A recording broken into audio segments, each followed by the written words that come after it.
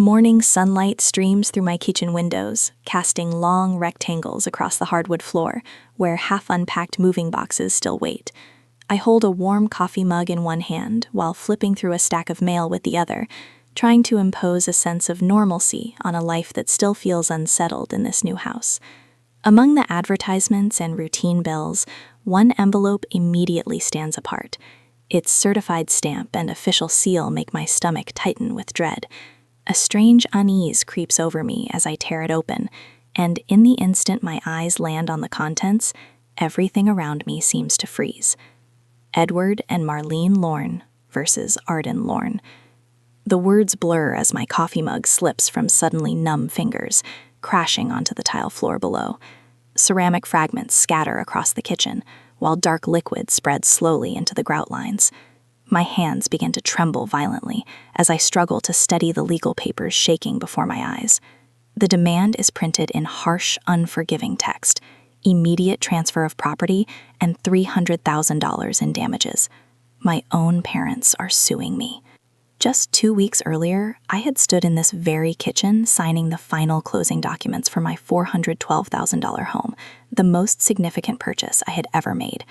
The real estate agent had smiled brightly while handing over the keys, her voice warm with genuine admiration. "You did this completely on your own," she'd said. "That's something to be proud of." That night, I celebrated alone with takeout Chinese and a bottle of champagne I'd saved since my promotion the year before. I wandered through the empty rooms, envisioning where each carefully budgeted piece of furniture would go, mentally arranging a future in a space that was finally completely mine. Later, during a video call, I showed everything to my grandfather, slowly panning my phone around the living room. "Look at this, Grandpa, I did it." His eyes had filled with tears of pride as he repeated softly, "You sure did, sweetheart, you sure did." The first indication of trouble appeared the moment I announced my purchase. My parents' expressions during the FaceTime call had been strained and uneasy. Behind them, my sister Sabrina lingered in the background of their living room, a designer purse hanging casually from her arm. "How many bedrooms?" my mother had asked, forcing a thin smile. "3, I'd answered happily, "and there's a beautiful yard, too." "That's quite an investment for someone your age," Dad remarked, his jaw tightening noticeably. Sabrina leaned into the frame, her perfectly styled hair falling across her shoulder. "Must be nice to have money like that to waste." My mother glanced nervously at her before turning back to me. "You know your sister's been struggling lately, Arden." I should have recognized the warning hidden in those words, but nothing could have prepared me for what followed a week later.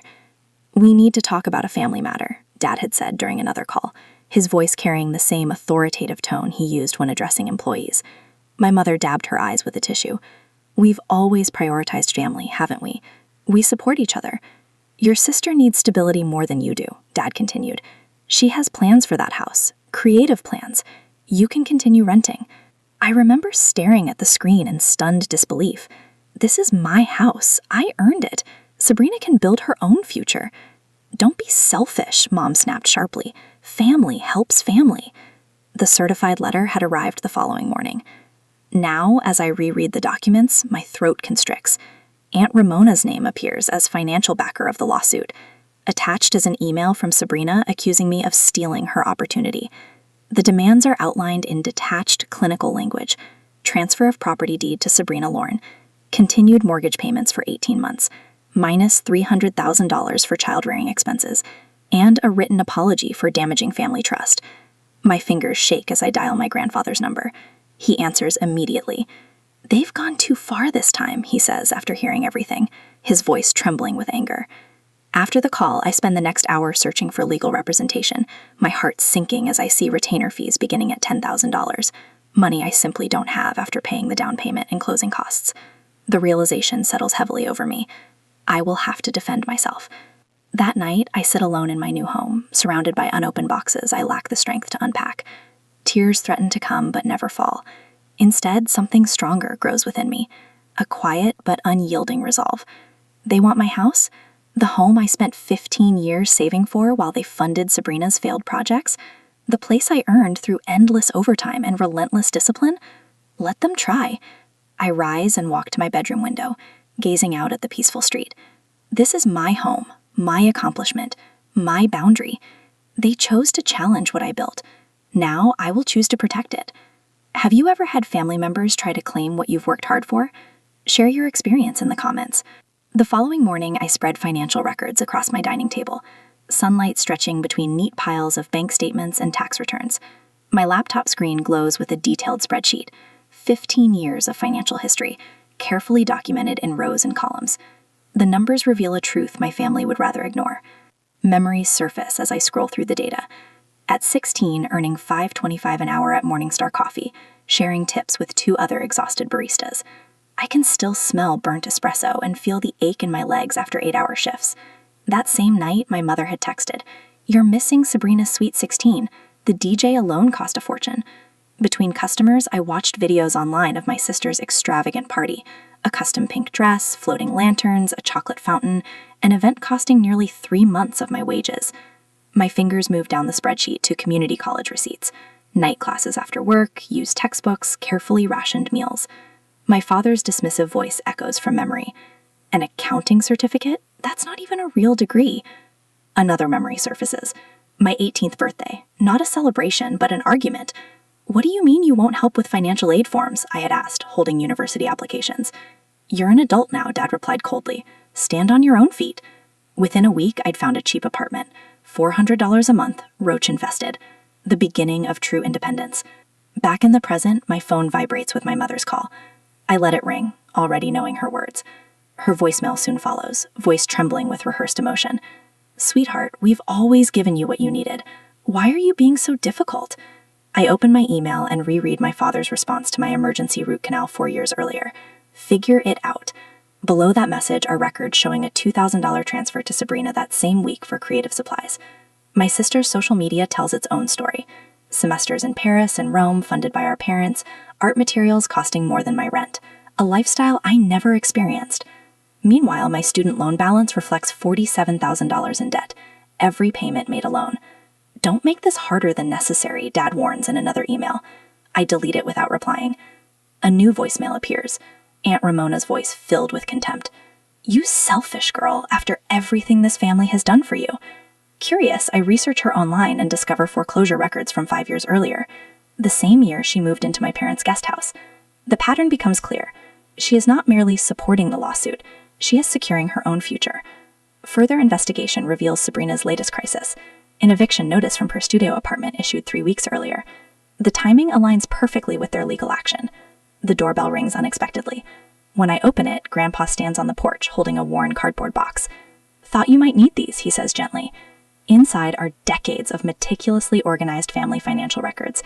"They tried the same thing with your cousin Thomas," he explains while settling at the kitchen table. "When his auto shop became profitable, they claimed he owed them for family support. 10 minutes later, my phone lights up with a message from Thomas. "Heard about the lawsuit. They tried taking my shop too. Don't let them win." An hour later, another knock sounds. My next-door neighbor stands holding a small potted plant. "Welcome to the neighborhood," she says kindly, despite clearly knowing about the family conflict. Later that day, my former boss from Morningstar Coffee emails, offering to serve as a character reference. Their support strengthens me when the next wave arrives.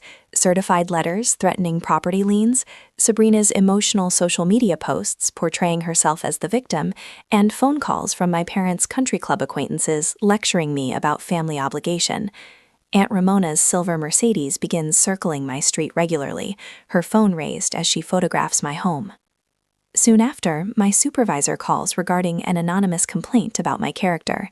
During my lunch break, I prepare a motion to dismiss, using every piece of legal knowledge I have gathered through late-night research. The court clerk raises her brows at my self-filed documents the following week. "This is surprisingly thorough," she remarks while stamping them. The preliminary hearing is scheduled for next month.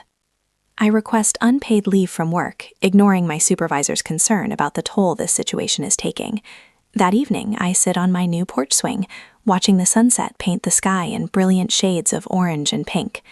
The view triggers a memory of my teenage self walking these same streets, admiring the houses and promising that one day I would own one. "You're dreaming too big," Mom had once told me. Perhaps I was, but I achieved it anyway. A young family passes by, children laughing as they chase fireflies in the fading light. I think about the locksmith scheduled for tomorrow and the security system being installed next week. not merely protecting my home, but reinforcing my personal boundaries. They say blood is thicker than water, but I am learning that some family bonds resemble chains more than connections. Sometimes love requires standing firm, even when it hurts. Sometimes independence demands a price worth paying. I gather my documents and step inside, leaving the porch light glowing, not as a signal for family, but as a beacon for the new relationships forming around me, built through quiet acts of kindness. The following week, a crumpled church bulletin from my parents' congregation lies on my kitchen counter, its formal letterhead stark among the day's mail. 3 separate prayer requests express concern for my hardened heart and rebellious path. I add them to the growing stack. My phone buzzes again with another notification. Sabrina's latest Instagram story shows her tearfully holding our childhood photo album. Family means supporting each other no matter what. Broken heart. Family first. The timestamp reads 3 a.m., carefully chosen for maximum sympathy. I return to my financial tracking spreadsheet, the one I have maintained since my first job washing dishes at May's Diner. 15 years old, scrubbing plates until midnight while classmates prepared for school dances. I still remember the sting of soap on raw fingers, and May's gentle encouragement. You're building something, girl. Keep your record straight. Each entry represents sacrifice, hourly wages multiplied by long shifts, bus fare deducted, tuition payments scheduled between multiple part-time jobs, the tiny studio apartment with the leaking ceiling, the second-hand futon purchased proudly for $40. You really live like this? My mother had asked during her single visit, her gaze sweeping across carefully arranged thrift store furniture.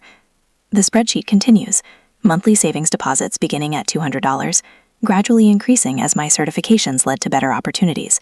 Years of discipline, every extra dollar directed toward the dream of owning a home. A knock interrupts my work.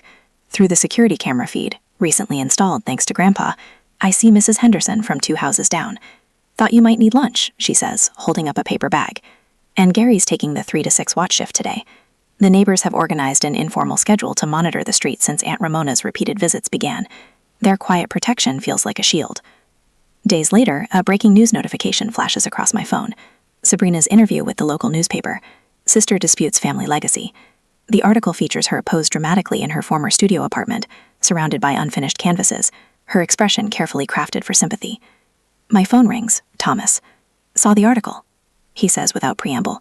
Got those account records you asked about? The family investment they claimed I owed? Funny how the numbers match Aunt Ramona's foreclosure exactly. The Whole Foods automatic doors slide open and I freeze. Well, if it isn't the family trader, she announces loudly, enough for nearby shoppers to turn.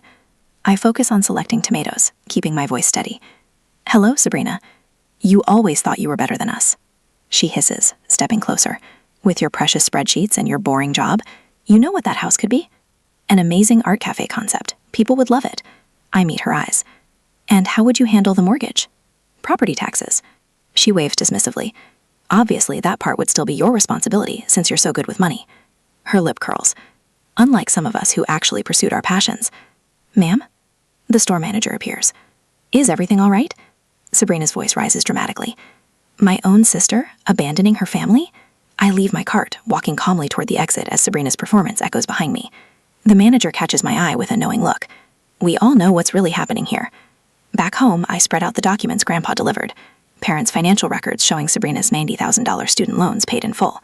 A $25,000 business loan for her failed pottery studio. Their mortgage-free property deed.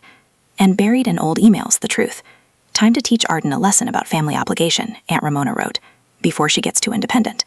My hands shake as I compile court exhibits. The room spins slightly, too many memories crowding in. I'm 5 years old again, watching Mom remove my crayon drawing from the refrigerator. Sabrina needs space for her new watercolor. A gentle knock. Grandpa enters without waiting, carrying a weathered photo album. Found these in the attic, he says, settling into the chair beside me. Your grandmother kept everything. The photos tell a different story. Me at every minimum wage job, proudly holding first paychecks. A display of perfect attendance certificates. My community college graduation, Grandma beaming beside me. She saw you, Grandpa says softly. She knew what you were building. Those textbooks you thought just showed up at the campus bookstore? That was her. Tears blur my vision as I stand before the bathroom mirror, practicing my court statement. The voice that emerges sounds stronger than I feel. I am not responsible for supporting adult family members who refuse to support themselves. I straighten my blazer, purchased on sale last year, recorded meticulously in my budget. The security cameras blink steadily. Evidence items stand ready, each document telling its own truth. Aunt Ramona's Mercedes cruises past again, but I don't flinch. Some sacrifices strengthen us even as they break our hearts. Sometimes the hardest boundaries are the ones we need most. I touch the small photo of Grandma I'll carry tomorrow, her eyes twinkling with the pride she never spoke aloud. She understood the price of independence. Now it's my turn to prove I was worth her investment. Tomorrow, I'll tell my truth. Tonight, I fortify my walls, not with brick and mortar, but with 15 years of carefully documented sacrifice, and the quiet strength of those who believe in earning their own way. On the confrontation day, the courthouse steps gleam in the morning sun, as I adjust my grip on the leather document case, a graduation gift from Grandma, now carrying the weight of 15 years' receipts and records. Each step feels deliberate, grounding. The glass doors reflect my image: navy blazer, pressed slacks, minimal jewelry, professional, prepared. A far cry from my fresh courthouse visit at 16, seeking work papers with trembling hands. Oh, perfect timing, Sabrina's voice rings across the marble lobby. My family forms a coordinated tableau, matching white, blood-first t-shirts under sport coats and cardigans. Mom dabs at carefully smudged mascara, while Dad's attorney arranges papers with theatrical precision. Aunt Ramona catches my eye, lips curving into a familiar smirk. Last chance to avoid embarrassing the family, dear. I keep walking, heels clicking steadily against marble. The security guard nods as I pass through the metal detector, my heart beats steady despite the weight of their stares. The courtroom feels smaller than expected. Wood panels absorb sound, creating a bubble of focused silence. I arrange my exhibits with practiced efficiency, each tab color-coded and annotated. The methodology that earned eye rolls at family dinners now serves as armor. All rise. Judge Martinez enters, her quick assessment taking in both sides. Her gaze lingers on the matching shirts before settling on the stack of motions. Interesting filing, she comments, scanning the first page. Please proceed. Dad's attorney rises, straightening his tie. Your Honor, this case centers on familial obligation and traditional values. The Lorne family invested approximately $300,000 in raising their daughter, as documented by USDA statistics. Objection, I state clearly. Irrelevant. Standard childcare costs don't create legal debt. Sustained. Judge Martinez's pen taps her notepad. Counsel, proceed with actual claims. Mom takes the stand first, tissue clutched dramatically. We sacrificed everything for our girls. Private lessons, summer camps. Her voice breaks. How can she abandon us now that she's successful? I stay focused on my notes as she describes my selfish career choices, my rejection of family values. Each accusation lands softer than the last, buffered by years of documented truth. Dad testifies next, his authoritative boardroom voice filling the space. In our family, successful children support their parents. It's understood. And when was this agreement made? Judge Martinez interrupts. It's traditional, he stumbles. Implied. Your Honor, I begin my cross-examination. Did you provide similar support for Sabrina's education? Objection. Irrelevant. Their attorney stands. I'll allow it, Judge Martinez says. Answer the question. Dad shifts uncomfortably. Sabrina needed help pursuing her artistic gifts? Please review Exhibit C, I direct. Bank statements showing $90,000 in student loan payments for Sabrina's fine arts degree, plus $25,000 for her studio. Sabrina's testimony comes next, tears flowing on cue. The house would be perfect for my healing art cafe concept. I'd let her keep a room, of course. And the mortgage? Judge Martinez asks. Property taxes? Well, Arden's good with money stuff, Sabrina waves dismissively. She'd handle that part. The judge's eyebrow rises. What's your current employment status? I'm between projects, Sabrina sniffs. My art requires emotional space. I stand for my testimony, spreading out 15 years of pay stubs, rent receipts, college transcripts. I began working at 15, Your Honor. Every job documented, every penny accounted for. Including parental support? The judge asks. None received. I present bank statements. I paid my own way through community college while working 3 jobs. The down payment for my house came from 15 years of careful savings. She's twisting things, Aunt Ramona bursts out. This ungrateful burl. Silence, Judge Martinez warns. She studies my documentation, then addresses my parents directly. Would you be making these demands if both daughters were struggling financially? The silence speaks volumes. I've heard enough. The judge closes her folder. This case lacks any legal merit whatsoever. Properties purchased independently remain independent. Case dismissed with prejudice. Aunt Ramona's outraged screech echoes off marble as security escorts her out. Sabrina collapses in the hallway, but the court personnel step carefully around her prone form, faces neutral. You'll regret choosing money over family, she calls after me. I pause at the courthouse doors, sunlight streaming through glass. Behind me, Mom's voice rises. How could you do this to your family? But the weight pressing against my chest for months finally lifts. Through the window, I spot Grandpa's truck idling at the curb, his steady presence a reminder that family, real family, builds you up instead of tearing you down. You okay, kid? He asks as I climb in. I watch my biological family huddled on the courthouse steps, their matching shirts a bright blur in the rearview mirror. I think I finally am. Your grandmother would be proud, he says softly. She always said you had the strength to build your own path. The familiar streets look different somehow, clearer, like after a storm, each carefully earned mile bringing me closer to home. My home, protected now by truth and law and the quiet power of standing firm. In my pocket, the small photo of Grandma seems to warm slightly. She'd understood the price of independence, the courage required to choose yourself. Some sacrifices strengthen us, even as they break our hearts. Sometimes the hardest boundaries become our strongest foundations. The security system chimes as I enter my home, my legally protected home now, 3 days since the courtroom victory, and already the quiet feels different. Not peaceful exactly, but fortified. My phone buzzes. Another notification from Sabrina's GoFundMe. My sister stole my future. Help an artist heal. The fabricated story beneath makes my stomach clench. After supporting me through art school, my sister betrayed our family's trust. Now I'm facing homelessness while she hoards wealth in an empty house. Please help me create my healing art cafe. I screenshot it for my attorney, then silence notifications. The lies sting less than the calculated manipulation. She knows exactly how to play the victim. Did you see the email? Thomas's text appears. My cousin, usually silent on family matters, has emerged as an unexpected ally. Uncle Edward and Aunt Marlene really outdid themselves. The mass email to our extended family arrived this morning, detailing my cruel betrayal of family values and selfish materialism, each carefully crafted paragraph designed to isolate me from the wider family network. I saw it, I reply. Seems familiar? They did the same to me when my business took off. Called me ungrateful, demanded family investments. I wish I'd fought back like you did. That night, the security system chirps again. Motion detected. Through the app, I watch Aunt Ramona's Mercedes creep past my house for the 3rd time tonight. At midnight, the camera catches her approaching my front door, spray paint can glinting in the porch light. You ungrateful little. The rest is lost as she realizes she's being recorded. The paint can disappears into her designer bag as she hurries away, but not before leaving a bright red streak across my new door. The responding officer arrives quickly. We've got clear footage, he says, reviewing the video. Would you like to press charges? I think of family dinners, holiday gatherings, the complex web of loyalty and obligation. I need to file for a restraining order. Next week, the courthouse feels different now. Where fear once lived, determination takes root. The clerk processes my paperwork efficiently, eyebrows rising at the family names. Judge Martinez's courtroom again, she notes. She'll remember the context. The temporary order comes through immediately, backed by the officer's testimony and security footage. Each signature feels like both victory and loss, protecting my future while severing my past. They tried this with others. Mrs. Chen, our old neighbor, tells me over coffee. Her letter arrived yesterday detailing 20 years of observed family dynamics. Your father demanded family support from his brother too before the cancer took him. Your aunt, she's always been jealous of your mother's marriage, you know, uses money to control people. Grandfather fills in more gaps as we work on his truck together. Your grandmother set aside college money for both you girls, he says quietly.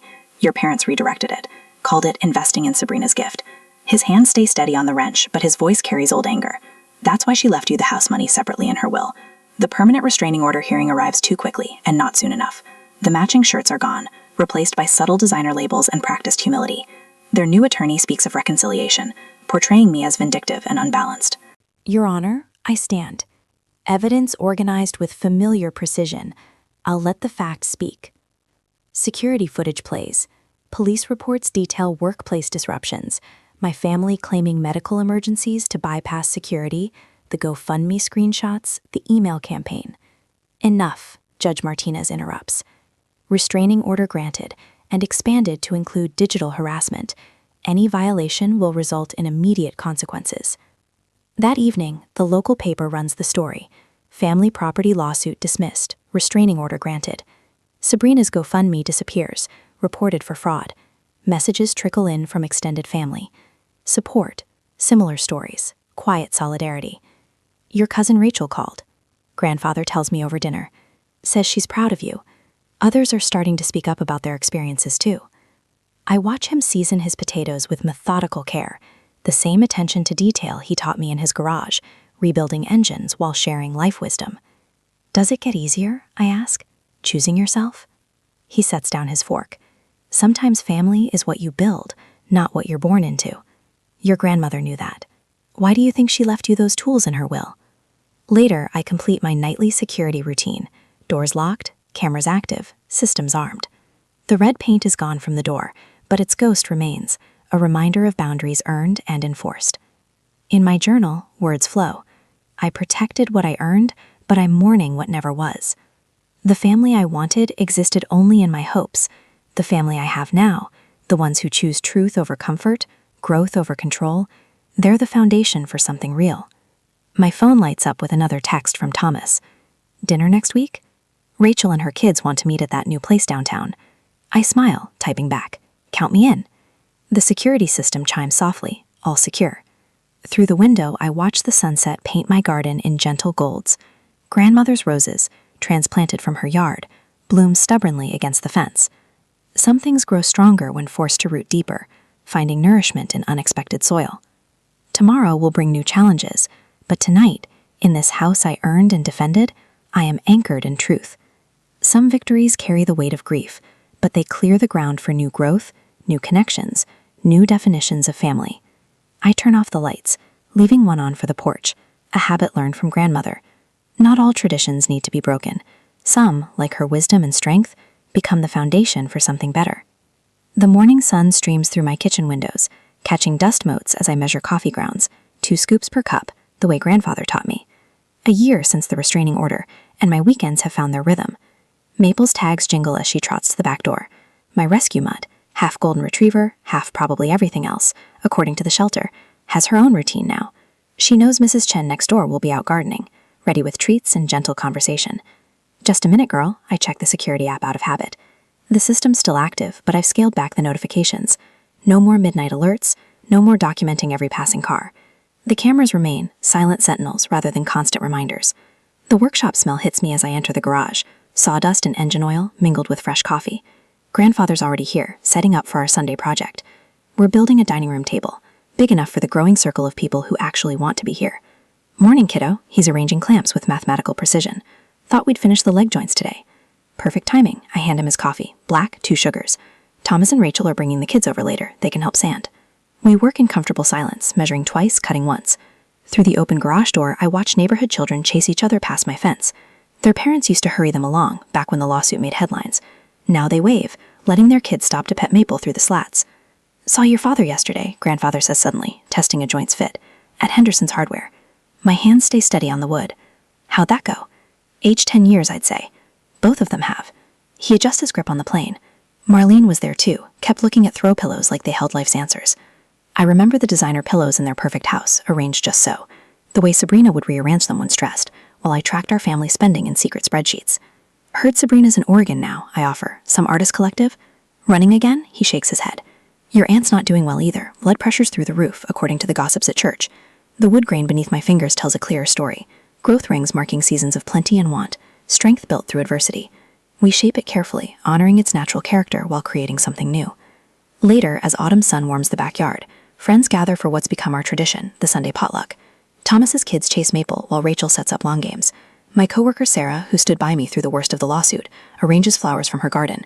Hard to believe it's been a year, she says, stepping back to admire her work. A year since I bought this house. The memories surface. Empty rooms echoing with possibility, then threat. Now every space holds purpose. My home office with its promotion-worthy projects, the workshop where grandfather teaches me patience, the garden where Mrs. Chen shares her wisdom about more than just plants. Grandfather rises, tapping his glass for attention. To this home, he says simply, and the woman who built it, not just with lumber and nails, but with courage and truth. The toast ripples through my chosen family, neighbors, friends, the cousins who chose connection over convenience. Even Maple barks her approval, tail wagging as children sneak her bits of hot dogs. That evening, after the dishes are done and leftovers distributed, I join grandfather on the porch swing. Maple sprawls at our feet, worn out from playing referee to the kids' soccer game.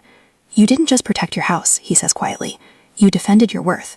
Through the windows, I can see the dining room table we're building, still unfinished but already promising. Like everything worthwhile, it takes time and attention to detail. Some prices are worth paying for peace, I reply. The stars emerge as night settles, casting gentle light on my transformed home. Inside, Sarah and Rachel are setting up board games, their laughter drifting through screen doors. Thomas helps his youngest with homework at my kitchen counter. Mrs. Chen's lights glow next door, her silhouette visible as she waters her evening primrose. My phone buzzes, a text from the young analyst I'm mentoring at work. She's leaving her financially abusive marriage, needs advice on building credit. You showed me it's possible, she writes.